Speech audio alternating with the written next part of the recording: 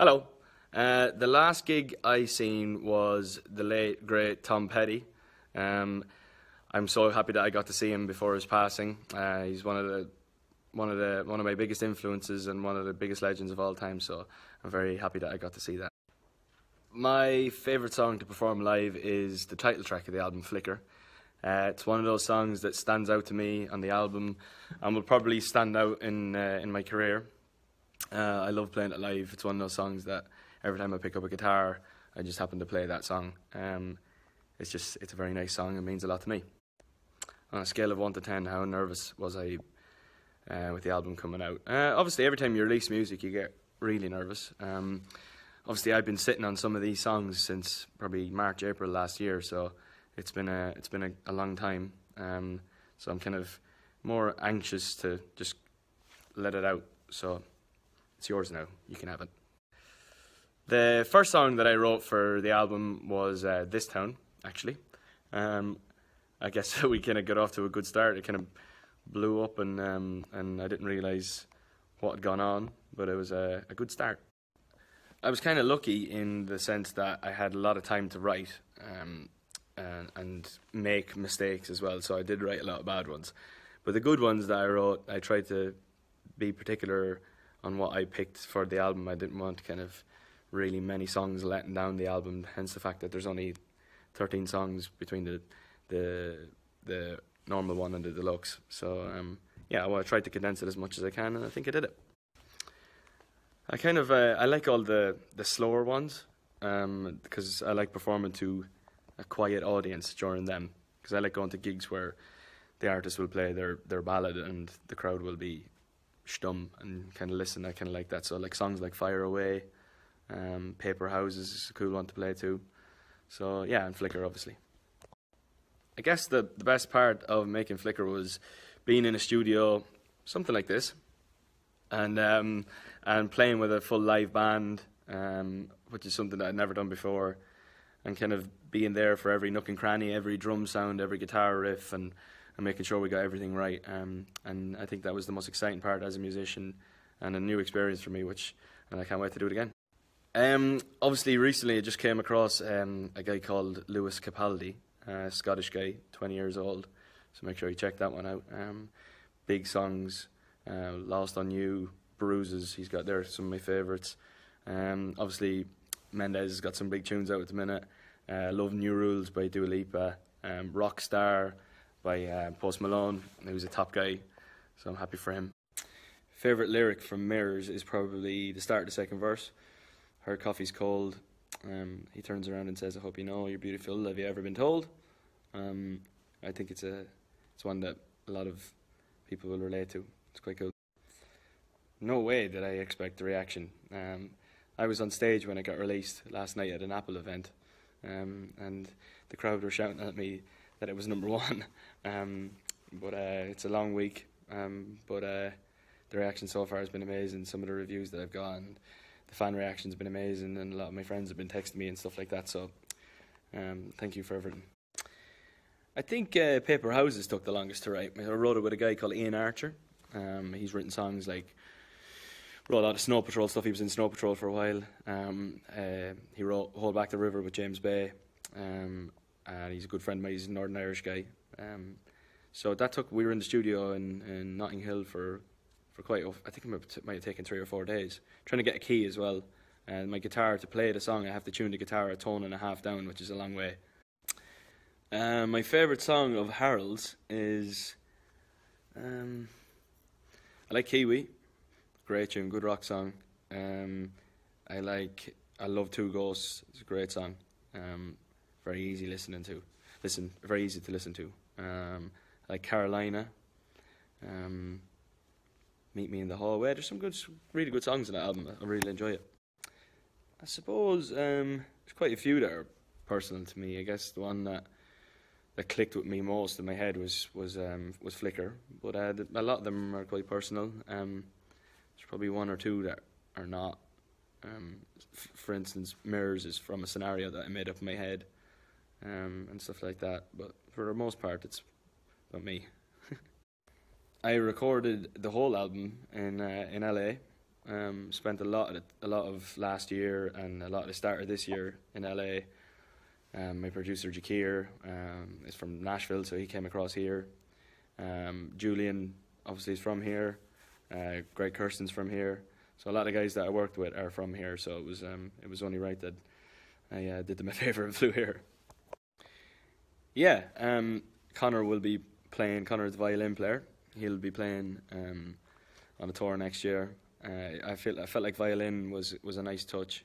I was thinking about cello, but cello can be sometimes a little bit kind of a bit of a downer sometimes, but especially for my kind of gig. So violin is nice and bright, and Connor's an unbelievable player. So he'll be playing in the whole album next year. I think they're two completely different songs, really. Obviously, Seeing Blind's a bit up tempo, got a bit of a country feel to it, hence the fact that Maren sings on it. And she brings that song to life really well. Paper House is a little bit more down and a bit more chilled out, a bit more kind of Damien Rice vibes. But two songs that I'm really happy with, and it seems that a lot of people are liking Paper Houses and Seeing Blind, which is good. I've obviously sat down with my agent and went through what kind of venues I would like to play next year, and I kind of told him if I wasn't doing Red Rocks, I wasn't going to do the tour. I'm getting the chance to play Red Rocks in Colorado. It's one of the most beautiful, scenic, unique venues there is, so I'm really looking forward to it.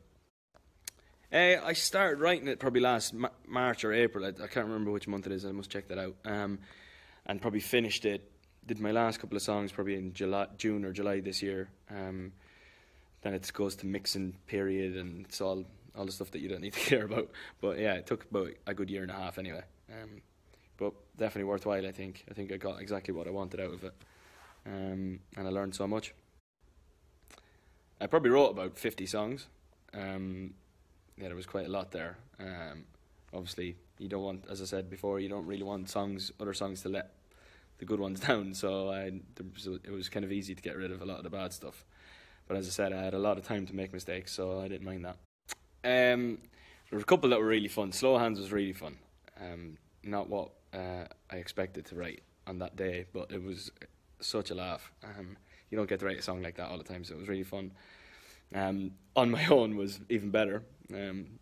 Actually, the producer that I wrote it with, he sent me a picture of our studio session from that day, and I might post it. It might be a bit much for people, but it is quite fun. Yeah, it was great working with Maren. I actually Skyped into the session. She was in Nashville with Jakir, recording it, but since then we've met up and we've done a couple of like little videos for it and stuff like that, little acoustic video. I'm sure you'll see at some stage. She's great. She's great fun, and I'm sure we'll have a good laugh. Probably most of next year she's on tour with me, so I'm sure we'll have a great time. I have a couple of favourite guitars. Actually, Capitol Records got me an Epiphone Texan from 1964, an acoustic guitar of mine for my birthday actually, and I recorded most of the album with it actually. It's in the dock, you can see it there. And the red Gibson 335 that I play on stage is one of my favourite guitars I've ever had. It's from 1961, so pretty much unheard of. And think Flicker, and that's probably half the reason why I like it so much. I probably gave it four or five attempts at it. I was trying to get I felt like the concept was really good, and I was trying to get the music to match it. And sometimes you write a song and the music doesn't match what you were thinking in your head. So I basically scrapped it and restarted it. So when it came out the fifth or sixth time, I was very happy with it. And when I listened to the album full way through, having track listed it and everything, I actually was driving around London. I drove up the river and was just kind of listening to the album in full, which was kind of cool to listen to it back to back like that. Obviously hearing songs in different forms over the months leading up to that, it was different. So it was kind of nice to be able to hear it in that form. I wrote most of it kind of everywhere, to be honest. Some with Jamie. Wrote 4 or 5 songs with Jamie, and that was in London. And I wrote some bits in Nashville that didn't make it, but I'd definitely be going down there again. Wrote a little bit in LA. Wrote some stuff of my own at home. A lot of Flicker was written at home. by myself, and mirrors and stuff like that. So yeah, Fire Away. So kind of bit of a mix of everything. I guess overall they're all quite personal. Suppose songs like Fire Away, Flicker, Too Much to Ask, Paper Houses, On My Own, I suppose, You and Me, yeah, all of them really, quite personal. I always get asked this question. Obviously, there's obvious, ones that prop up, like with Sean and stuff like that. Would be great. There's things that happen randomly, like Marin, for instance. There's no way that, even a year ago, I would have thought that I would have been doing a collaboration with a country artist. So it's nice when they happen randomly like that. So never know. Let's see what happens. So to answer this question, I've got head of promotion here at Capitol Records, Greg. What is your favourite song of Flicker? Seeing Blind. Like Seeing Blind? Yes. Yeah. Maren Morris. Bit of a country fan? No. I just like you. I'm a fan of yours. Love you too, Greg. To answer this one is Shima. Shima, which song means the most to you from the new album? I would say Flicker, because it made me cry. Oh, shames.